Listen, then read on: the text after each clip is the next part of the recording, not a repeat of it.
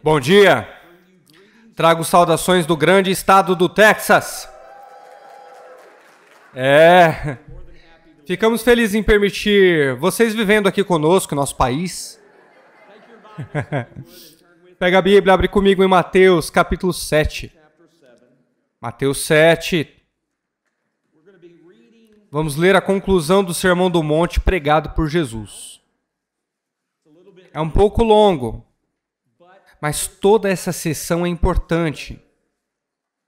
Jesus vai começar fazendo um chamado, um convite, melhor dizendo. E então, ele vai dar um aviso.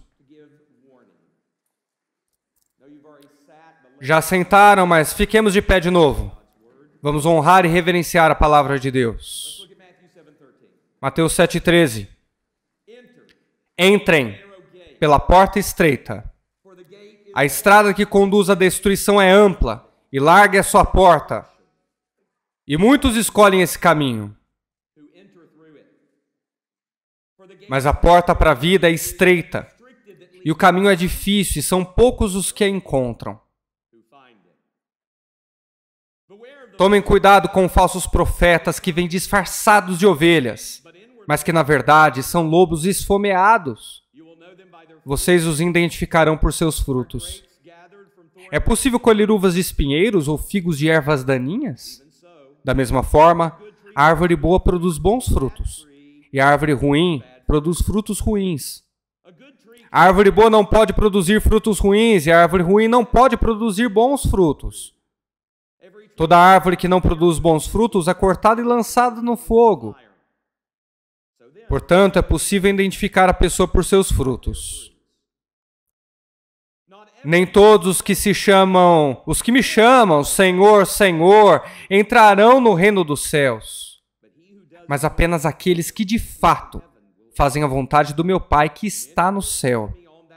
No dia do juízo, muitos me dirão, Senhor, Senhor, profetizamos em Teu nome, expulsamos demônios em Teu nome e realizamos milagres em Teu nome. Eu, porém, lhes responderei, nunca os conheci. Afastem-se de mim, vocês que desobedecem à lei. Quem ouve minhas palavras e as pratica é tão sábio como a pessoa que constrói sua casa sobre uma rocha firme. Quando vierem as chuvas e as inundações, e os ventos castigarem a casa, ela não cairá, pois foi construída sobre rocha firme. Mas quem ouve meu ensino e não o pratica, é tão tolo como a pessoa que constrói sua casa sobre a areia. Quando vierem as chuvas e inundações e os ventos castigarem a casa, ela cairá com grande estrondo.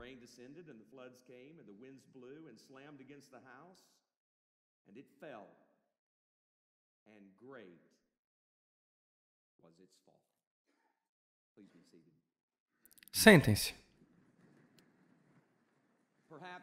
Talvez você tenha sido treinado em evangelismo pessoal para fazer essa pergunta. Quando você estiver diante de Jesus, depois de morrer, e Jesus lhe perguntar, por que devo deixá-lo entrar no meu céu? O que é que você vai dizer? Mesmo que você possa expressar isso de maneira um pouco diferente, é uma boa pergunta do mesmo jeito. Você consegue pensar em uma pergunta melhor do que essa para evangelizar? Não só para evangelizar, mas para responder? Porque nos últimos dias ouvimos sermões poderosos e nos deleitamos nas gloriosas doutrinas da salvação, não é verdade? Quão trágico seria para qualquer um de nós ter ouvido essas verdades expostas, afirmar o que ouvimos, sair dessa conferência pensando que estamos bem com Deus, e no dia que ficarmos diante de Jesus, ouvi-lo dizer, nunca te conheci. Depois de toda a pregação encorajadora sobre o evangelho que ouvimos, por que falar sobre isso no último dia de conferência? A tarefa sobre a qual eu fui designado a falar é a pregação de Jesus como nosso exemplo. Parece que a proclamação fiel do evangelho será acompanhada de advertências sobre os perigos reais e presentes que existem para aqueles que ouvem a verdade do evangelho. É exatamente assim que Jesus termina o maior sermão já registrado na história do mundo. Nunca houve pregador maior do que Jesus. E nunca houve maior sermão do que esse.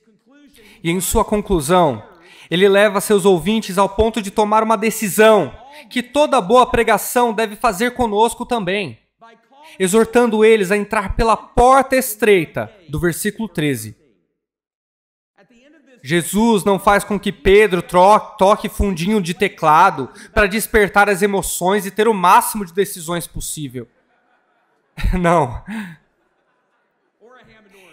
Graças a Deus. Ele faz um convite que exige uma escolha e apresenta um perigo real e presente, revelando como é possível para você pensar que está em seu reino, quando na verdade você está indo rumo à destruição eterna.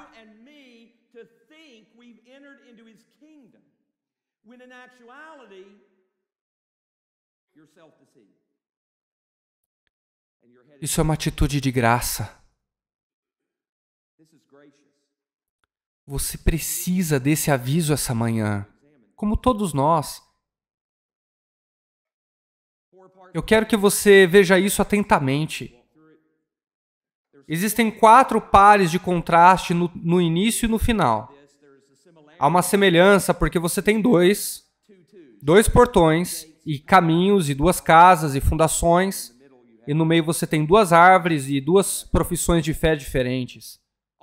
Todos eles estão conectados, reforçando o mesmo conceito vindouro de julgamento. Há um aviso de 2 perigos. Devo dizer, um alerta para a escolha de 2 caminhos. 2 avisos de perigo, 2 árvores com 2 profissões de fé e uma história de 2 casas ou fundações que possuem 2 resultados. E o que ouviremos nessa sessão é o que fazemos com Jesus. As palavras determinam se ficamos de pé eternamente ou caímos eternamente. Então olhe para o primeiro. Nos versos 13 a 14, vemos Jesus, em sua conclusão, dar uma escolha de 2 caminhos. Ele começa a sua conclusão exortando aqueles que estão aqui a entrar pela porta estreita de seu reino. Não há pregação boa o suficiente que convoque as pessoas a responder como Jesus faz. Ele não está dando uma palestra religiosa qualquer. E se nos baseássemos no início do seu sermão, essa estrada para a qual ele os está chamando seria confessar seu estado espiritualmente falido, lamentar sua condição pecaminosa, humilhar-se diante de Deus e vir a Ele pela justiça que Ele sozinho pode dar. Mas enquanto Jesus está na porta estreita implorando para você entrar, existe outra porta que também é atrativa. É um portão largo, atraente, com luzes piscantes e uma vasta abertura. Multidões passam por ele. A estrada também é larga, com várias pessoas. E Jesus adverte que há um perigo iminente através daquele portão e nesse caminho, porque ele leva à destruição eterna. Mas ele é atraente. Você pode entrar por esse portão se você quiser. Viver da maneira que quiser. Você não precisa deixar nada para trás, nem desejos ou atrações pecaminosas, não.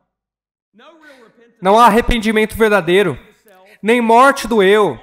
Você pode trazer toda a sua religiosidade com você se quiser. E a justiça própria não precisa ser abandonada também. A outra porta e o outro caminho são estreitos. O caminho não se alarga depois que você passa pela porta estreita. É o oposto da porta larga. A porta estreita rejeita o conceito de justiça inerente ao homem, já que Jesus introduziu seu sermão falando sobre a necessidade de ter fome de justiça. Você terá que deixar seus amigos para trás, colegas, pegar a sua cruz e seguir a Cristo. Você pode até ter que deixar sua família. Ele não prometeu trazer paz, mas a espada. Ele separa mãe e filha, pai e filho. Não é de se admirar que sejam poucos os que passam pelo caminho estreito. Infelizmente, porém, alguns não encontram a porta estreita porque ouviram um convite do Evangelho que, na verdade, os convidou para passar pela porta larga, chamada de cristianismo por eles. Muitos chamados evangelísticos tentam tornar a porta tão larga quanto possível, com o mínimo de obstáculos possível, passando o maior número de pessoas possível. Recentemente, eu vi um pastor de uma igreja grande, batista, que infelizmente também era presidente do conselho da rede de plantação de igrejas batistas. E ele estava se gabando de sua igreja. E deixe-me citar o que ele disse. Temos idosos, transgêneros, pessoas solteiras, casadas, divorciadas e que coabitam. Agora, escutem suas palavras. Essas mesmas pessoas, diz ele, frequentam, ouvem, servem, crescem ali e doam. Esse não é o reino da porta estreita, no caminho estreito. Esse é o reino da porta larga, do caminho largo. O problema é aquele tipo de sistema de convite em que a porta é alargada para que qualquer pessoa possa passar, mesmo com um menor comprometimento. O problema é a falta de disciplina na igreja, de pecado impenitente na igreja, aonde está tudo bem fazer o que você tem vontade e fazer com que as pessoas se sintam confortáveis andando no caminho largo, sem nunca avisá-las dos riscos. Tanto, muitas igrejas mostram pouca ou nenhuma preocupação em ter certeza de que os nomes escritos nos registros de suas igrejas exibem qualquer evidência de que esses mesmos nomes foram escritos no livro da vida do Cordeiro.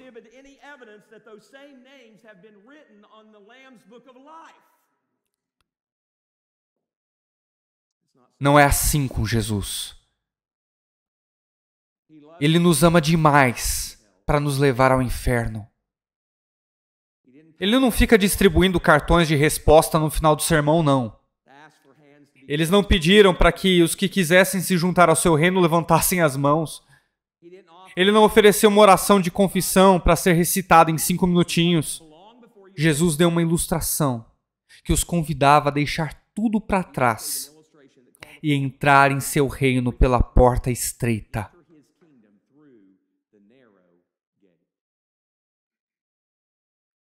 A palavra que Jesus usa ali para a porta estreita indica uma porta muito pequena, pela qual uma pessoa mal consegue passar.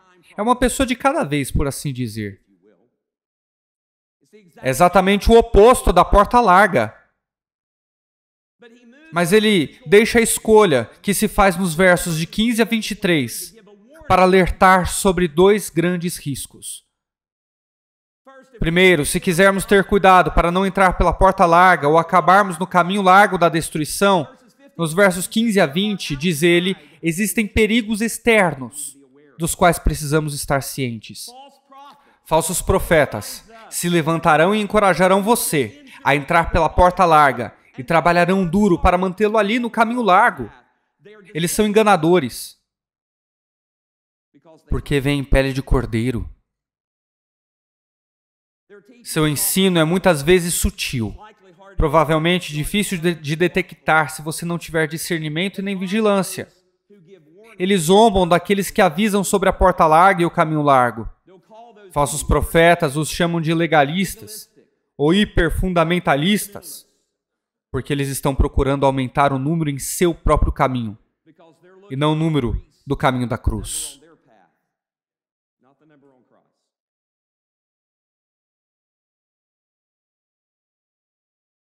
Mas os falsos profetas não são apenas enganadores.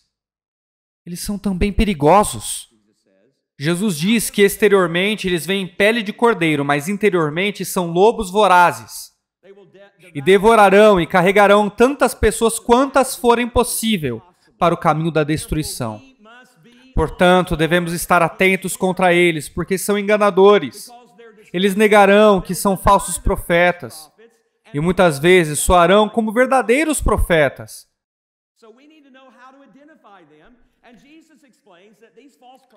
Jesus explica que esses falsos profetas serão conhecidos pelos seus frutos. Não temos tempo para examinar isso essa manhã, mas Jesus diz em Mateus que eles são identificados pelo fruto, conteúdo de ensinamento, caráter pessoal e caráter daqueles que seguem seus ensinamentos também. E esse ainda não é o principal perigo que me pediram para abordar essa manhã. Depois de alertar sobre os perigos dos falsos profetas, ele então alerta sobre o perigo das falsas profissões de fé. Para muitos, o maior perigo que enfrentam não são os perigos externos, mas os internos. Não o engano dos falsos mestres, mas o engano de si mesmos. Versos 21 a 23, você vê no texto que aprendemos uma verdade preocupante. Aprendemos que o número daqueles que entrarão no reino dos céus é menor do que o número daqueles que professam pertencer a Jesus. Nem todo mundo que o chama de Senhor entrará no reino dos céus. Só entrará quem fizer a vontade do Pai, sem exceções. Se você diluir a palavra de Jesus, estará fazendo isso por sua própria conta. Primeiro, entrar no reino dos céus é mais do que uma profissão verbal. Há muitos que professarão Jesus como Senhor, mas não entrarão. E se levarmos a sério as palavras de Jesus, é bem possível, talvez até provável, que tem pessoas nessa sala que tenham dito Senhor, Senhor, mas no dia do julgamento, você não vai entrar no céu. Você fez uma falsa profissão de fé. Isso me traz de volta à questão inicial. Se você estiver diante de Jesus no dia do julgamento e ele lhe perguntar por que deveria deixá-lo entrar no céu, o que é que você vai dizer, hein? Bem, o texto diz que Jesus diz que naquele dia muitos dirão, Senhor, Senhor, profetizamos em teu nome, expulsamos demônios em teu nome, realizamos milagres em teu nome. E é importante lembrar que Jesus não está emitindo essa advertência aos homens não religiosos. Ele está se dirigindo àqueles que estavam profundamente comprometidos com a religião. E ele diz que haverá indivíduos que estarão diante dele no dia do julgamento, que aparentemente terão todas as credenciais corretas, pesadas naquele dia que lhes permitiria a sua entrada. E a multidão deve ter ficado chocada, porque Jesus disse anteriormente que a justiça deles deveria exceder em muito a dos fariseus, que eram os mais meticulosos guardiões da lei. Pelo menos, eles convenciam as pessoas disso, né? Deveríamos perceber que ele não diz que são poucos os que farão uma falsa profissão de fé, mas o alerta se refere a muitos. E fica cada vez pior, porque eu não sei se você percebe que essas pessoas não apenas dizem coisas. Não se trata apenas de uma profissão verbal que leva ao céu, mas eles ficaram ocupados com a religião. Isso também não te leva ao céu. Observe suas profissões de fé. Vou expandir com algumas observações que John MacArthur faz sobre isso. A primeira é uma profissão ortodoxa. Jesus está dizendo que haverão aqueles na história da igreja que confessarão sua divindade, Senhor, Senhor, mas não terão nenhum relacionamento salvífico com eles. Em segundo, a sua profissão é apaixonada. Senhor, Senhor, enfatiza uma repetição entusiasmada. Em terceiro, é uma confissão pública. Estas não eram suas mentes solitárias agradecendo pelo pão de cada dia. Não. Sua profissão foi feita para todos ouvirem. Eles gritavam dos telhados. Eles se sentiram confiantes diante do Rei dos Reis e Senhor dos Senhores. E em quarto, foi uma profissão que produzia resultados. Parecia haver evidências externas e poderosas de que elas eram reais. Eles profetizavam, pregavam em nome de Jesus, expulsavam demônios, faziam milagres em seu nome. E sabe o que eu acho o mais impressionante de tudo? O que há de mais impressionante sobre esses indivíduos não é o que eles afirmam ter feito, e então achavam que poderiam entrar no céu. Mas o que me impressiona é o fato de que quantas pessoas pensam estar no caminho do céu com muito menos evidência.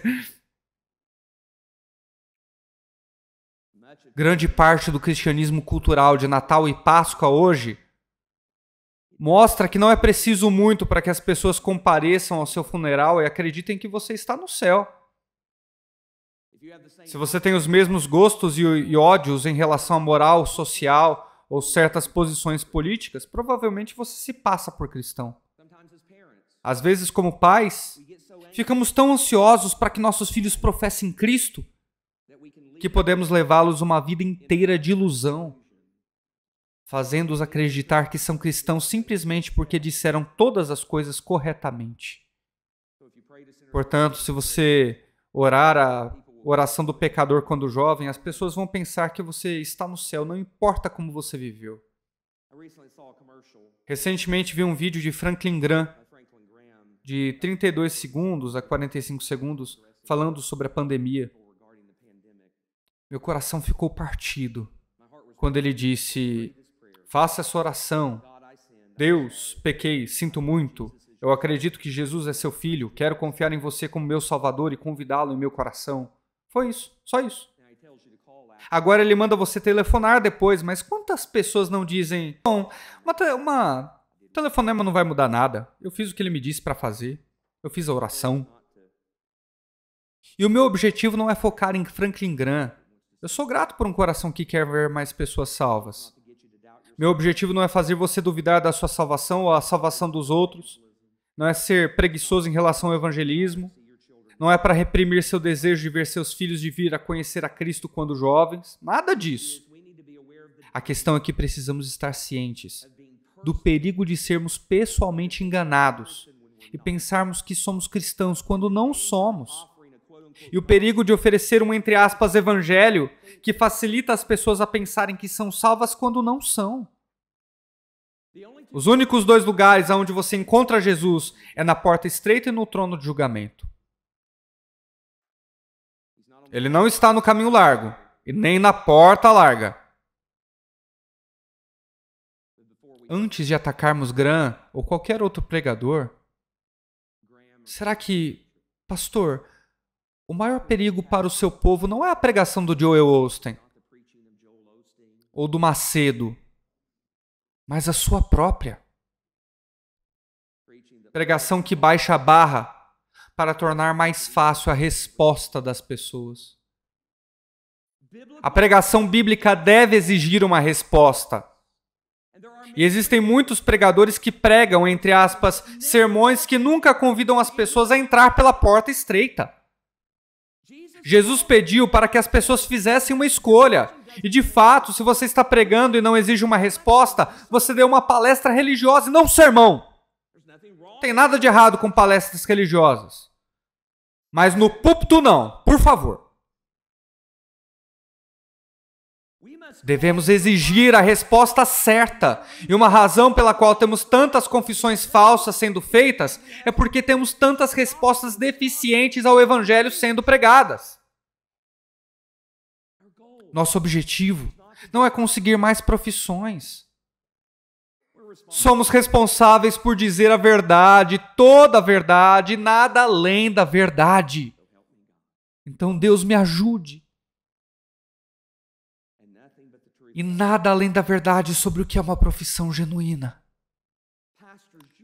Pastor, você não é responsável pelo resultado de sua pregação. Você não é responsável por isso. Mas você é responsável pela fidelidade ao Evangelho. Deus proíbe que a sua pregação contribua para o número crescente de pessoas auto-enganadas. Não estou dizendo que devemos elevar a barra de algo que Jesus não elevou, mas certamente não devemos diminuir as barras que ele levantou intencionalmente. Observe algo nesse texto. Jesus não corrige aqueles nesta passagem em nenhuma de suas afirmações. Ele não nega as suas reivindicações. É pior que isso. Ele não nega as suas reivindicações. Ele os nega.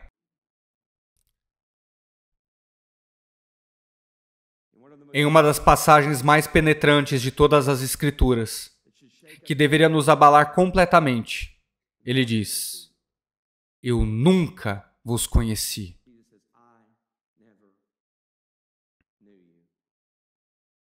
É claro que qualquer um que seja cristão acredita e diz: Senhor, Senhor a Jesus, não é? Alguém que se recusa a acreditar e dizer Senhor, Senhor, não entrará no reino do céu de qualquer jeito. Não tem cristão agente secreto, nesta vida ou na próxima. Mas você pode ser ortodoxo quanto à sua crença em Cristo, sua morte como substitutiva ou expiação, ressurreição e retorno, e não ser verdadeiramente salvo. Você pode ser fervoroso em suas reivindicações e ter uma longa lista de resultados aparentes, e nada disso garante a vida eterna. Veja o versículo 23. Jesus diz: então eu lhes direi. Agora, essa palavra dizer significa uma forte confissão. É interessante perceber o pleno efeito das palavras de Jesus. Ele essencialmente diz que haverá aqueles que farão uma grande confissão diante dele no trono do julgamento, e ele vai responder: aqui está a minha confissão sobre vocês. Eu nunca vos conheci. Apartai-vos de mim, vós que praticais a iniquidade. Agora, não entenda mal o que Jesus está dizendo. Primeiro, ele não está falando de alguém que perdeu a salvação. Ele não disse que eu os conhecia e então me esqueci de vocês. Ele não diz, eu vos conhecia, mas vocês me abandonaram. Ele não diz, eu te conhecia, mas agora eu vos rejeito. Não. Ele diz, eu nunca vos conheci. Então é alguém que nunca teve um relacionamento de salvação com Jesus Cristo. Nunca passaram pela porta estreita, que é a pessoa de Jesus. Em segundo lugar, diz que somente aqueles que fazem a vontade do Pai é que são salvos, e aqueles que praticam a iniquidade serão lançados no inferno, o que não tem nada a ver com salvação pelas obras. Esse texto não ensina isso. Sabemos que a salvação não é baseada em obras por outras partes das Escrituras, mas mesmo nesse texto aqui, o contexto deixa bem claro porque essas pessoas afirmavam ter feito todo tipo de boas obras por Jesus. E nada disso lhes garantiu a salvação. Então o que Jesus quer dizer com fazer a vontade do Pai? Bom, eu acho que se a gente quiser se aprofundar, basta olharmos para o sermão todo de Jesus, porque ele deixa isso muito claro para nós. Essas pessoas descritas em Mateus 7 virão, como Jesus já descreveu em sua introdução em Mateus 5, no resumo do Sermão da Montanha. Com qual atitude eles vêm? Eles não vêm com uma atitude de falência espiritual.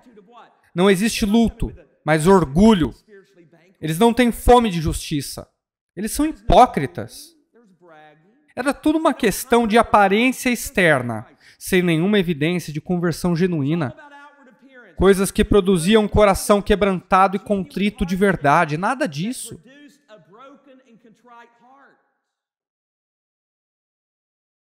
Quando entramos pela porta estreita, reconhecemos a nossa falência espiritual como pecadores que não têm nada para oferecer a Deus senão o pecado. Lamentamos o nosso pecado porque sabemos que merecemos a sua ira. Nós nos humilhamos diante dele, temos fome e sede da justiça que somente ele pode dar. Encontramos Jesus na porta estreita, sabendo que não existe nada de bom em nós. E sabemos que no dia do juízo, ao confessarmos seu nome, nos renderemos ao seu senhorio completamente. Não temos nada em nossas mãos, nos refugiamos na cruz. Nenhuma dessas pessoas que Jesus descreve vem a ele para julgamento. Elas soam como John Newton, o autor do grande hino Amazing Grace. Olha o que ele disse. Olha essa humildade dele. Se algum dia eu chegar ao céu, espero encontrar lá 3 surpresas. A primeira, conhecer alguns que não pensava haver por lá. Segunda, sentir falta de alguns que pensei encontrar lá. E terceira, a maior maravilha de todas, me encontrar lá. John Newton é o tipo de pessoa que Jesus encontra na porta estreita. Jesus conhece você pelo nome no dia do julgamento, porque Ele conheceu você quebrantado, humilhado e espiritualmente faminto na porta estreita. E se você tentar entrar pelo portão largo, Ele vai declarar que nunca te conheceu. Ele dirá para se afastar dele porque você pratica iniquidade. E essa confissão de Jesus em afastar os que praticam a iniquidade, o que isso significa? Ele está falando sobre uma profissão verbal que flui de um coração mundano e que resulta em uma vida mundana, onde a vida não corresponde à profissão de fé. Quando nos aproximamos de Deus para a salvação, não somos apenas perdoados pela sua graça, mas essa graça nos mantém para ser feitos à imagem de seu Filho. A graça não se trata de olhar para o pecado, mas de ver o poder capacitador para transformar pecadores, para se tornarem filhos de Deus. E essa mudança produz justiça, que excede o verniz hipócrita de justiça, que excede o verniz de justiça dos fariseus, porque logo depois de Jesus ter dito isso sobre os fariseus, Ele explicou a lei de uma forma que os fariseus haviam distorcido. Ele explicou sobre a iniquidade. Veja, Jesus não é um pregador da graça barata. Ele não está dizendo, escuta, fica tranquilo, viu? Não precisa fazer nada não. Você fez pouco, mas tudo bem, você está no caminho certo. Não, ele não disse nada disso. Ele não disse que não tem nada que a gente não deva fazer. Ele disse, faça a vontade do meu Pai, em vez de praticar a iniquidade. E novamente, como o Sermão da Montanha nos diz, como é que Jesus confrontou a prática da iniquidade dos fariseus? Hein? Ele não abaixou a barra, em um certo sentido, e nem mesmo levantou-a também, mas apenas revelou o que sempre foi. Ele diz, vocês já ouviram isso, mas eu digo que não tenho uma palavra nova para vocês. Estou apenas consertando o que eles bagunçaram. Ele disse em 5:22 que se você guarda raiva em seu coração contra alguém ou calunia com suas palavras, você é culpado o suficiente para ir para o inferno. Ele disse em 5:28, se você olhar para uma mulher com desejo impuro, você já cometeu a iniquidade do adultério em seu coração. E a gente sabe que tem um punhado de evangélico tentando defender mulher, falando para elas se vestirem vulgarmente. Que loucura, isso é iniquidade. E a gente está levando gente para o inferno com essa palavra. Ele então abordou a iniquidade daqueles que menosprezavam a aliança do casamento e fez eles refletirem, deveríamos fazer o mesmo. Porque hoje em dia, a gente vê o divórcio e o novo casamento sem fundamento bíblico devastando a igreja. Jesus Cristo. Se a sua vida é caracterizada pela prática da iniquidade e você pensa que você vai entrar no reino de Cristo, eu sei que a gente não é salvo por obediência, mas se a gente é salvo, isso vai ser evidenciado por uma vida em conformidade com o caráter dos cidadãos do reino de Deus. O livro de Tiago diz isso. 2,17 de Tiago, a fé sem obras é morta. Inclusive, acredito que Tiago está comentando o Sermão do Monte. Perceba como é impressionante que grande parte da linguagem de Tiago é extraída do Sermão da Montanha. Não se trata de viver em perfeição, é estar sendo progressivamente santificado. Embora todos os santos não estejam em santidade no mesmo grau, e existem tantos santos que eu olho e digo, Senhor, eu preciso me parecer mais contigo. Eles se parecem contigo e eu não me pareço com eles. Então, tenho deficiência na minha vida. Eu quero ser como eles, andar como eles, porque eles te imitam. Embora todos os santos não estejam conformados no mesmo grau, todos os santos estão em processo de transformação em algum grau.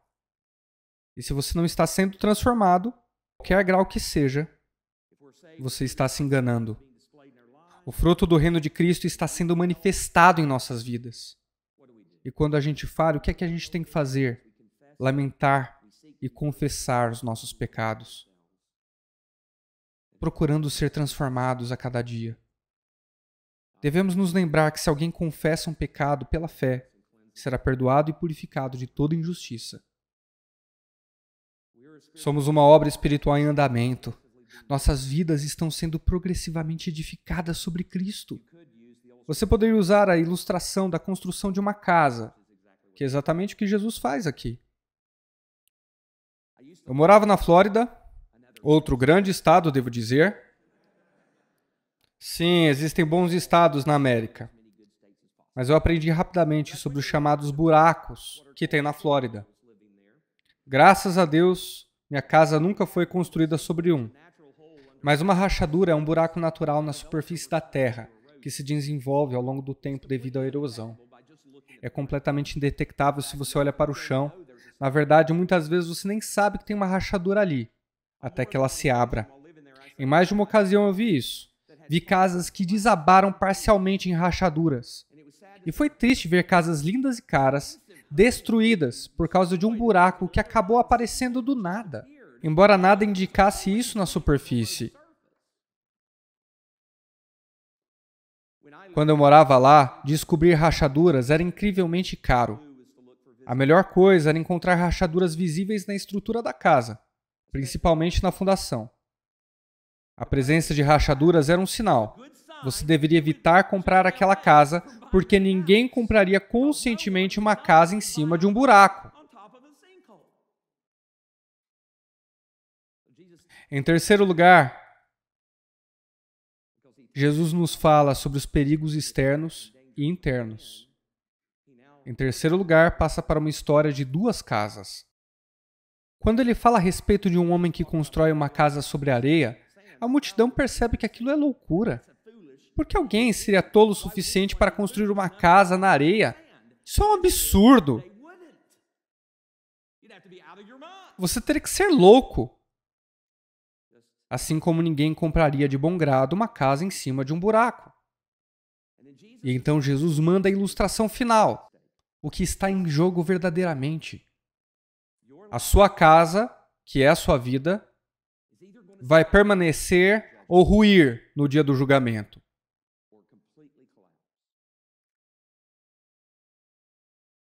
Existem apenas duas maneiras de viver e apenas dois resultados possíveis para a sua vida. Jesus vê o mundo dessa forma porque é assim que o mundo é. Esse aviso é dado àqueles que vêm ouvir Jesus, que ouvem as suas palavras. Aqueles que afirmam segui-lo. Parece a gente, não? A gente veio essa semana para ouvir as palavras de Jesus. Pagamos dinheiro? Muito dinheiro. Para ouvir as palavras de Jesus. Nós somos aqueles que levam as palavras a sério. Não somos passivos.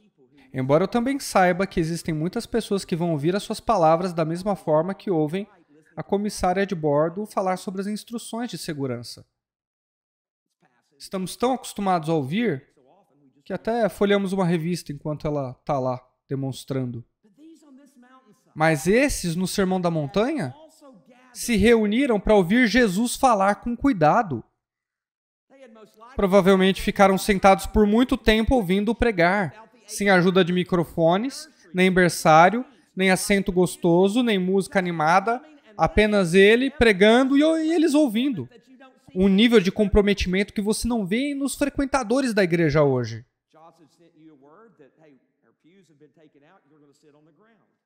Imagina se o Josh falasse para você sentar no chão hoje, hein? Você não ia vir, não. Nem eu ia vir.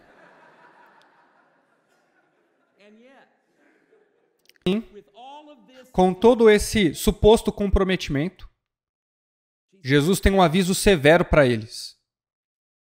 Se você procurar por rachaduras nos alicerces, o problema não está no que você diz, porque eles dizem Senhor, Senhor. Nem no desejo de ouvir, porque eles ficaram lá por muito tempo. As rachaduras estão naquilo que eles fazem ou deixam de fazer com o que ouvem. Aqueles que estão no reino de Cristo não apenas o chamam de Senhor e vêm ouvir o Senhor falar, mas também fazem o que há de mais importante e fundamental. Eles aplicam suas palavras, obedecem, alteram suas vidas para colocá-las em conformidade com os ensinamentos de Jesus, debaixo do seu senhorio. Jesus os está chamando para construir as suas vidas sobre o fundamento do seu ensino, a conformar os seus pensamentos e desejos, as suas palavras e ações ao seu evangelho. Você acabou de me ouvir, Jesus diz. Pregue! O que é que você vai fazer? Pregue! A fé salvadora é a resposta positiva à verdade da palavra de Deus. É necessário uma resposta. Portanto, nossa atitude é importante porque revela quem e o que somos. Cada vez que ouvimos a palavra, devemos agir de acordo com ela. Irmãos, cada vez que você ouve a palavra de Deus, você está fazendo uma escolha. Ou você dá evidências de que você entrou no caminho estreito, ou expõe suas rachaduras espirituais que mostram que você está na porta larga. Cada um de nós nessa conferência fará a escolha de construir sobre a rocha firme das palavras do fundamento de Cristo ou sobre a areia. Isso é evidente em sua vida? Tiago 1,22 diz: não sejais apenas ouvintes, mas praticantes da palavra de Deus. Isso requer graça de Deus, claro. Qualquer pessoa que diga que você precisa trabalhar pela sua salvação não entende a graça. E quem diz que você pode ser salvo sem obras não entende a graça.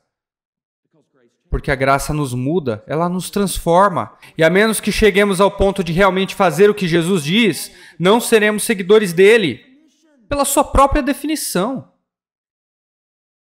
Jesus exige uma resposta de fé, e não se trata de tomar uma decisão única. Ser cristão é ser um discípulo obediente para toda a vida. Muitas pessoas tomam uma única decisão e depois passam a vida toda contradizendo as palavras de Jesus. Jesus quer que você se examine para ter certeza de que você não está se enganando.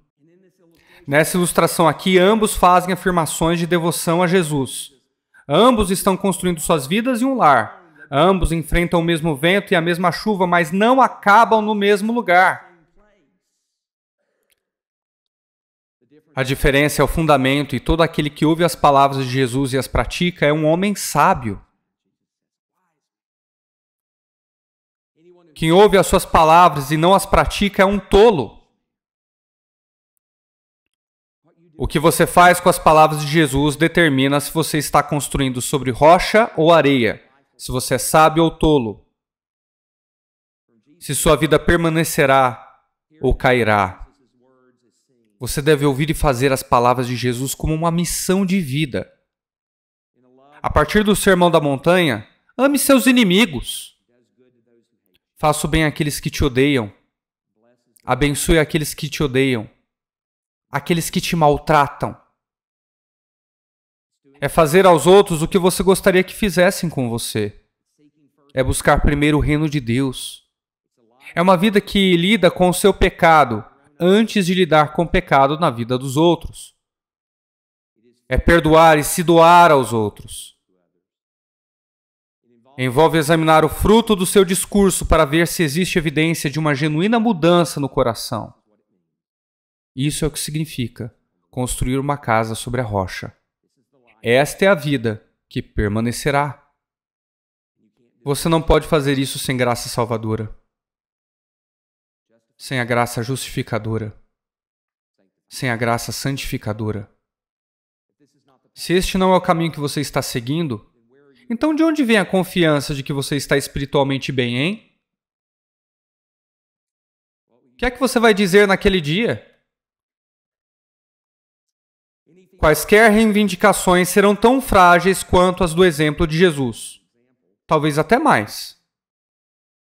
Senhor, Senhor! Não coloquei versículos bíblicos no Facebook em teu nome? Não fiz uma oração quando tinha 10 anos? Não participei de 3 conferências da G3?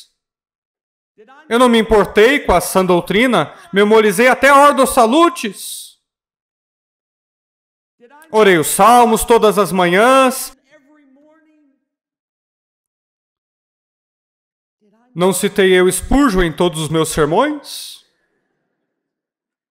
E não memorizei eu as institutas de Calvino? Nada disso importa se você não estiver andando segundo a vontade do Pai e obedecendo a Jesus.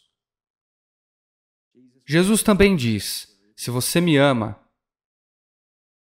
guardará meus mandamentos. Ninguém entrará no céu se não amar Jesus. E é algo mais profundo do que chamá-lo de Senhor.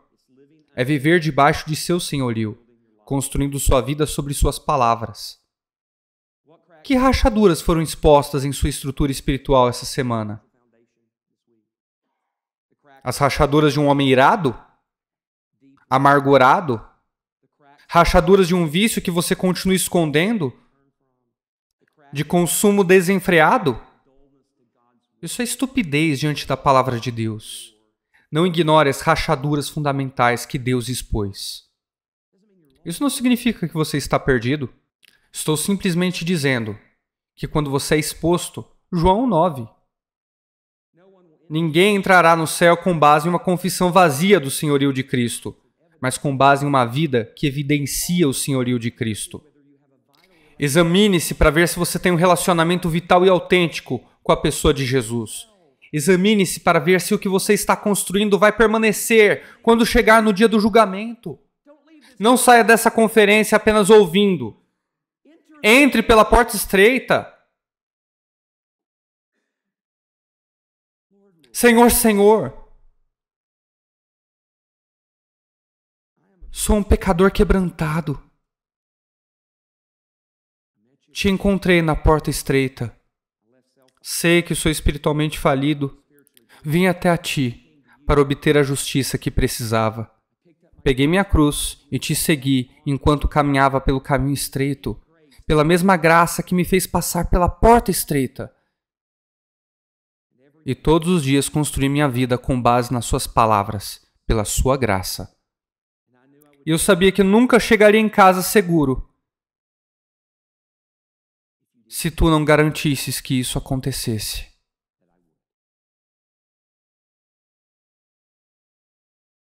Olhe para essa verdade importante e maravilhosa, o lado positivo da promessa. Aqueles que edificam suas vidas em Jesus e em suas palavras permanecerão. Não importa o que aconteça, permanecerão. Eles permanecerão nesta vida e na próxima.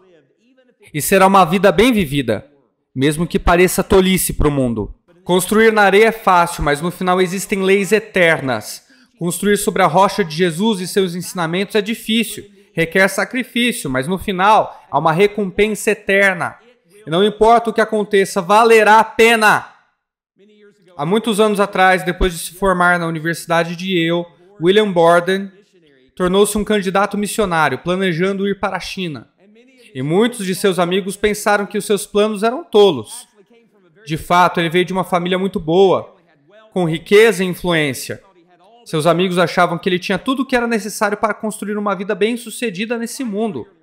Por que desperdiçar sua vida em algum país estrangeiro quando você tem uma vida boa aqui?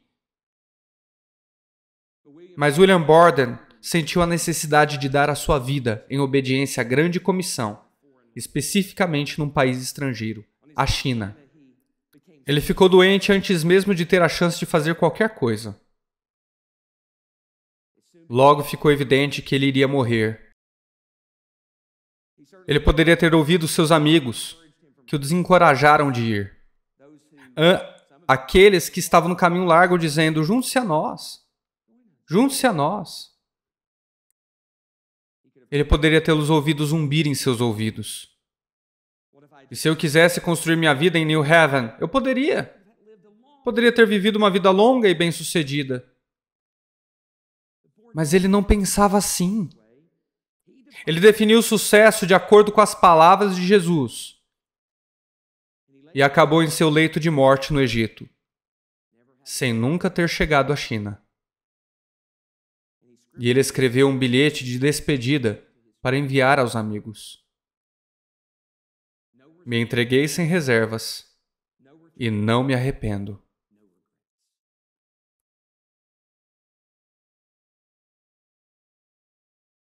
Como ele pôde dizer isso? Porque ele construiu a sua vida sobre o firme fundamento de Cristo. E quando as tempestades vêm, sua casa não cai, mas permanece firme. Se hoje fosse o fim da sua vida, as coisas que você está buscando agora permitem que você escreva essas mesmas palavras? Se você entregou a sua vida a Cristo e é um verdadeiro discípulo, essas serão suas últimas palavras. Entre pela porta estreita, ande pelo caminho estreito. Cuidado com os perigos dos falsos mestres, que irão arrastá-lo pelo caminho amplo. E tenha cuidado com o perigo do auto-engano. Construa sua vida todos os dias sobre o fundamento das palavras de Jesus.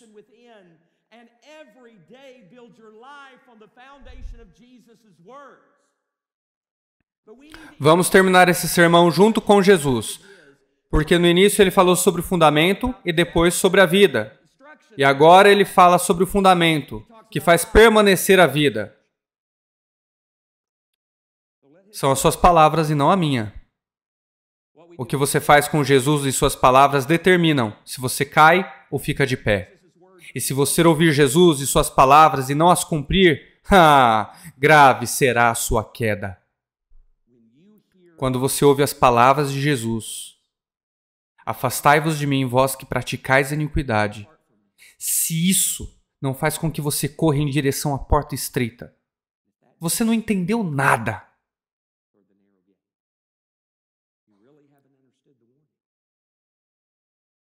Que Deus nos ajude a chegar aqui e dizer: Pai, nós te amamos. Agradecemos pela sua palavra. Não queremos apenas ouvir, queremos ser transformados por ela. Não pelo nosso próprio esforço. Oramos agora mesmo em seu Espírito, convencidos em nossos corações, expondo nossas rachaduras fundamentais. Faça-nos cair de joelhos, confessando nossos pecados, e que nos rendamos a seu senhorio, para que a gente se entregue sem reservas e sem arrependimentos. Amém.